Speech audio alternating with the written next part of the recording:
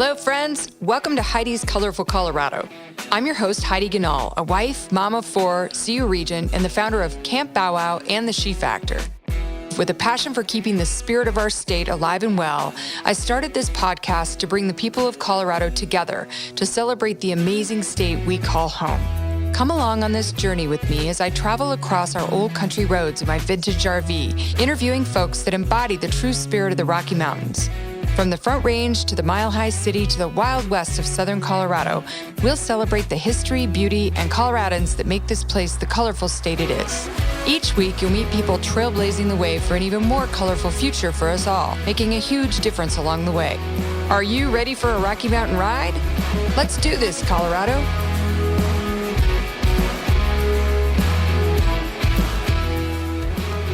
Welcome, everyone, to Heidi's Colorful Colorado. I am so excited to have Erin Pulling, the CEO of Food Bank of the Rockies, with us today. Talk about an incredible organization that's doing wonderful things in Colorado, especially after COVID. She rocks. She does so many cool things in her history and her career, and I want her to tell us all about it. But Erin, why don't you say hello and introduce yourself real quick? Thanks so much, Heidi. And you rock. I am honored to be here. So yeah, I'm the CEO of Food Bank of the Rockies. To say this last 2 years, and really especially this last year during COVID, has been challenging would be such an understatement. I'd love to share more about that with you and your listeners, and I'm thrilled to be here. Thank you, Erin. And one thing I want to start with is you're a native of Colorado, right? Like you grew up here. I did. I grew up in what was called Littleton at the time, now Centennial, and I am Denver person through and through. I wouldn't leave the Denver area for anything. I absolutely love it. We just spent a week in Phoenix for spring break. Love Phoenix, but as we came into town, my kids said, "Wow, isn't our city great? Don't we love Colorado?" I'm like, "And don't you forget it. You'll never leave town." Now, tell me a little bit about your kids. You have three, right? I do. My kids are 16, 13, and 9. I know you have a house full as well with 4 kids, and my 3 feels like 17 kids sometimes. So I don't know what your 4 feels like. And they're fantastic. Our kids run the gamut of all talents and skill sets, school performance. We have every end of every spectrum between our 3 kids, which keeps it really fresh and exciting and keeps it real. All 3 of my kids were adopted domestically. They're all 3 African American. So having a multiracial family is also just added an extra dynamic into our family. And we feel so grateful to be parents to the kids that we have. Oh, that's amazing. I love that. I've heard so many wonderful adoption stories recently. One of my dear friends is Hope 40, and she works diligently in foster care. And we talk a lot about the miracle of adoption and fostering. And, you know, the people that do that work are just special human beings. They bring a special gift to our planet. And I'm so grateful for the stories and hearing about those journeys. I think it's a great example for young families and people who are open to those ideas about creating a family. Boy, that can happen any which way, can it? We used in vitro, and it's been a crazy journey too, but kids are wonderful no matter how they come to us, right? Yeah, they are. We just feel so lucky. My son recently wrote in a school essay that genetics doesn't define family. And, our extended family includes this big blend of biological and adoptive families and large extended families and people who maybe many families wouldn't consider families. But really to be a member of our family means having a connection to our kid. So some of our kids have strong connections to their birth families. Others of our kids don't, and they're all part of our family. So our family birthday parties are pretty exciting. That's so cute. How do they play into the work that you do? Like, how does that connect with your family? Do your kids volunteer or help with the effort? Yeah, sometimes it feels like going to mom's job. So we always do a volunteer job that's outside of Food Bank of the Rockies. And I used to be at Project Angel Heart, so it was outside of Project Angel Heart. So for years, we have prepared brunch at the Dolores Project, which is women and transgender adults experiencing homelessness. And now we have started delivering meals for Project Angel Heart. My kids also do come to distribute food here with Food Bank of the Rockies often, and trying to teach them that's a really important part of giving back. And they also, 30% of their allowance they receive goes into a charity fund, and then they make decisions on where they donate that money. And it's so fun to see them making those decisions. And sometimes it's different organizations than what we're supporting, and it's their choice. That's fantastic. I tried to do that with Tori, my oldest daughter, when I was building Camp Bow Wow over the years, and I would drag her to all the foster events for the dogs and on, animal rescue trips. And of course she adores animals now. I think I've forced that into her. She loved them anyway, but it just teaches kids that there's a bigger world out there, that there's a connection to their community. I did a TEDx talk a few years back, and it was called The Art of the Comeback. And the story was that I was in the pediatrician's office, and I was talking about my daughter struggling in high school and having a rough time. And he said, the key to helping kids through tough times is to turn them outwards, like help get them involved in volunteering or something that they're passionate about, because then they realize they're part of a bigger thing, like they're connected to other people, other human beings, into the world. And I think that was just life-changing for me to learn that lesson. And I don't know about you, but as I look back to the things that happened in life, the way you get through them is usually through focusing on helping others. And I think that's the most healing thing we can do when we're going through a painful time. What do you think about that? Yeah, I agree. And I love that in your TED Talk, Heidi. And I think that teenagers, just by nature, right, are incredibly self-absorbed. I'm at a moment a couple months ago with my 16-year-old. It's kind of a dumb story, but I had a bug bite on my finger, so it had all swollen up. And a couple days later, he said, "Mom, how's your fat finger?" I'm like, you just asked a question about another human being. I did not know this day would ever come. Turns out you might be a decent human after all. But on a bigger scale, how do they focus and just think about people outside of their family, their friends, and their situation? That not every family, not every person has enough food to eat. Not everyone has books in their house. And how can they just have that recognition and also a part of the solution, that really, as being responsible community members, that it is our jobs to step up and provide for people who don't have those same privileges. Oh, that's so beautifully said. And that's why you're good at what you do. You make such a big impact on our community, whether it was through Project Angel Heart, which is one of my favorite organizations to keep an eye on, just incredible. And now with COVID, how has that changed your business model at Food Bank of the Rockies? And I know you just rebranded everything. How did that play into things too?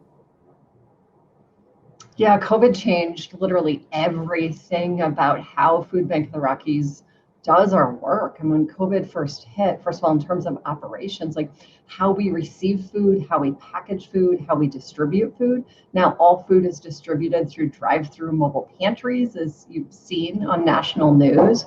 And also how food comes in. We have to stagger volunteers, have fewer volunteers, make sure that they're physically distanced and masked and everything is sanitized. And it felt like, oh my gosh, can we even operate? I remember those first days of COVID, can we stay open and can we do this? And our phone was ringing and people were emailing our partner organizations, our food pantry partners that we work with, because we provide food to about 800 other organizations like food pantries in Colorado and Wyoming. And they were saying, we are going to be hit harder than we've ever seen. So many people are going without food, and we're going to need Food Bank of the Rockies to step up more than you ever have. And so right then, we can't increase donated food by 50% overnight, or really at all. We're really maxing that out already. So it meant spending a lot of money. We're talking $1 million a month. And the way that we order food is by the truckload. And it can take weeks to receive a truckload of food. So then those first few days, we need to order a truckload of food. And are we ready to invest hundreds of thousands of dollars? Our chief financial officer, I thought, was going to murder me, because she was like, can we wait? We need to wait and see if the community is going to step up and support us. I was like, we can't afford to wait. Right now is our moment. This is our moment to decide if we're going to step up for people in need. And the answer is yes. And the answer isn't if we're going to step up, it's going to be how we're going to step up. So we're going to do it, and we're going to believe that people are going to make financial gifts and volunteers are going to keep showing up to help make it possible. It was terrifying. I may have said it with a lot of confidence. I was like, whoa, I'm sweating. Is this going to happen? That's such a That's such a great description of how COVID was for so many people, right? It's like fake it till you make it, figure it out, even as moms, right? And trying to juggle the whole homeschool thing and trying to work, trying to give back to our communities at the same time we're struggling. What's your take on the whole, the whole challenge of being a mom and navigating this as I've had to do, and I know you've had to do that. What was the hardest thing about all of that? Oh my gosh, how much do we have? Like 4 hours? First, And I a wanted glass to of speak. wine. Yeah, you'd asked before about our rebranding and kind of how that played in. So I'll speak to that first. We have a new logo and mission statement and values for Food Bank of the Rockies. That was a long time coming. Really, it was developed before COVID hit. Just how the organization looked didn't seem to represent that we were here with the community and for the community. It was seen as a little dated and not as much of a resource for community. So we've gone through this exercise to show up like, if we're going to represent ourselves, and what's important to us is that we're here for the community, and that our values are things like service, integrity, collaboration, equity, innovation. How does the look and feel of the organization represent that? And we realized we had a mismatch. And so that's why we set out to develop a new mission statement, which is we ignite the power of community to nourish people facing hunger. So it was a long process, and then we ended up have rolled that out in the last few months. I think That's it's been a beautiful. thank you. We love it too. And it really speaks to who the organization is and who we want to be. Everything that we set out in that is very aspirational. Like, we're not doing it all perfectly. We're not meeting our values perfectly. We have to work at these every day, but they're incorporated in our team members' performance reviews. They are included when we interview candidates for a job to see if these values resonate for them. So it's really included in everything we do. So back to the question that you just asked, though, like, balancing being a mom and, mostly how I make everything work is my husband. I'm lucky enough that my husband stays home with kids, and because of the needs of my family and situation, we need to have a parent home full time, and so that's what we do. But while that's such a gift, it also is a challenge in that I have to really work. This is partially my personality and also just my family situation, but I have to really work to have some balance, because I have the opportunity and the luxury that I can work 80 hours a week, and my husband has everything taken care of. And that's not best, though, for my family. It's not best for my kids. So I'm continuing to work on making that choice so that I'm home to help get the kids to bed, and ideally before that to engage with the kids and taking more time off and taking some time away. That's so well said. And I feel very blessed too to have a great husband who pitches in when he can. He's an entrepreneur also, though. So, we have a crazy life. And I do think it's important to surround yourself with people, whether it's your parents or my older daughter comes in town to help. It's just, it really does take a lot of relationship and community to raise kids these days. And one of the difficulties, I think, when schools were, shut down or we had to go online was keeping those connections and keeping our sanity, right, with our girlfriends and our fellow moms that were going through the same thing. And I know I've talked to a lot of folks about the She Session and how hard it is for working moms that have been displaced or, now are trying to make some really difficult decisions about how to manage their families.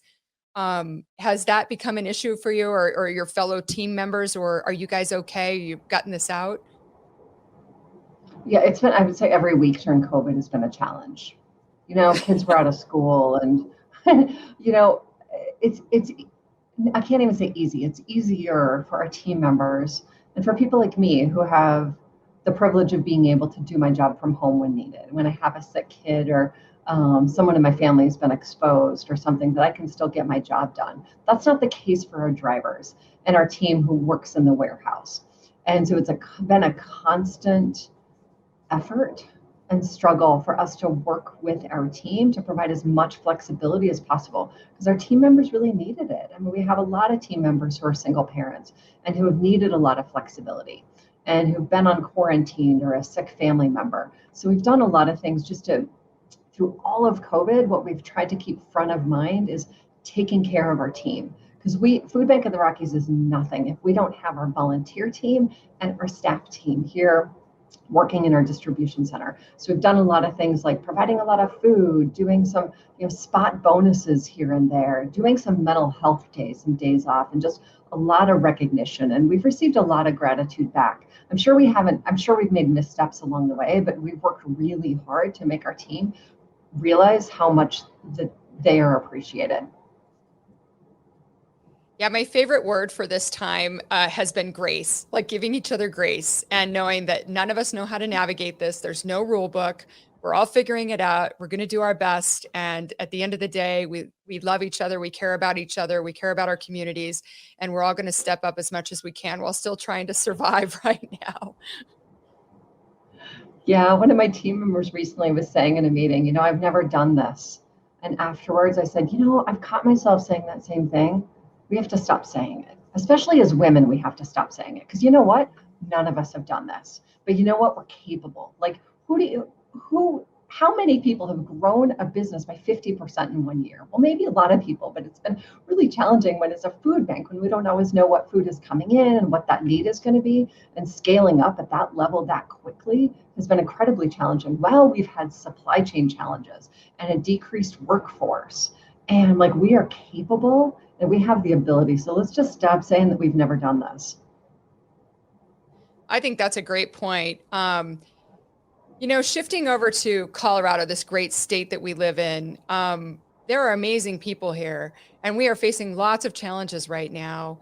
What keeps you up at night? What do you worry about for our state? Oh gosh, I mean, right now it's so much around food security. Like, how and when is this going to rebound?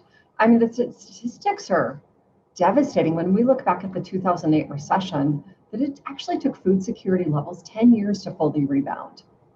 So, in the first months of COVID, we thought this was going to be so temporary. And of course, we were all incredibly short-sighted. But like, what is it going to look like now? What are our new projections for how many years are we going to see this heightened need? And fortunately, Food Bank of the Rockies has seen an outpouring of support. Volunteers and donors have stepped up. But is that going to maintain? Our expense budget has increased by 50%. That's $10 million a year. Our donors going to keep giving at the level that they are now 9 months from now, because food security is not going to rebound that quickly. It's going to take so long for people most impacted by COVID to fully recover economically. And that's what concerns me is the long haul. I mean, we're committed to being here for the duration, for the long haul of this COVID response work, which is going to outlast when most of us think that the state and the country have gotten back to normal. And we just hope that the community continues to be here alongside us as volunteers and donors. Well, I hope so too. I believe they will. And if there are ways that people can get involved, what's the easiest way to engage? And if you don't have a lot of time, what do your volunteers do, or what are the options to help?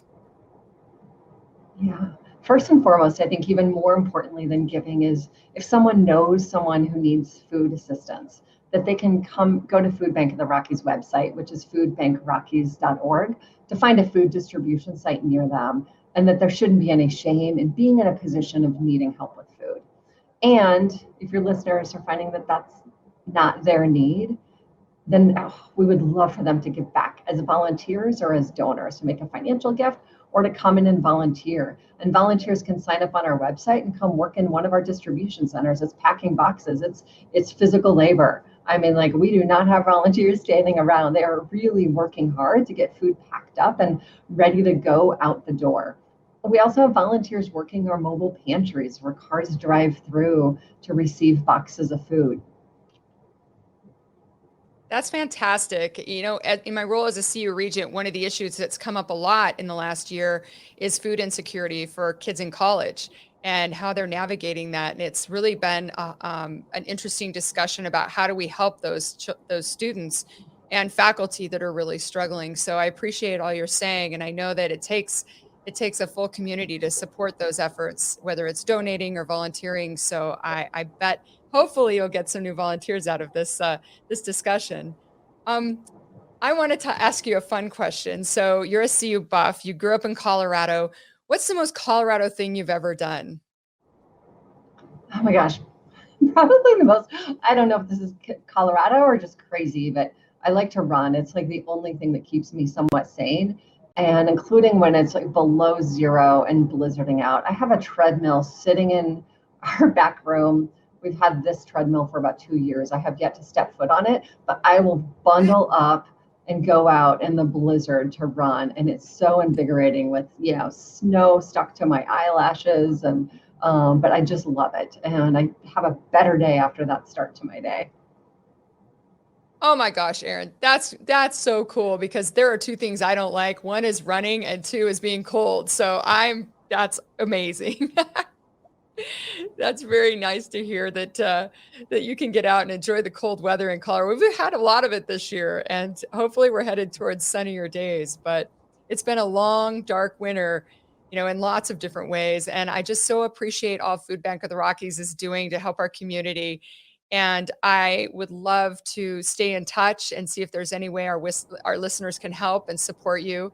And obviously, you're such an incredible gift to our state and our community. And I just want to tell you how grateful we are for you. Thank you so much, Heidi. And back to you. You are such a leader and an entrepreneur and have an amazing story. And I'm honored to get to have this time with you.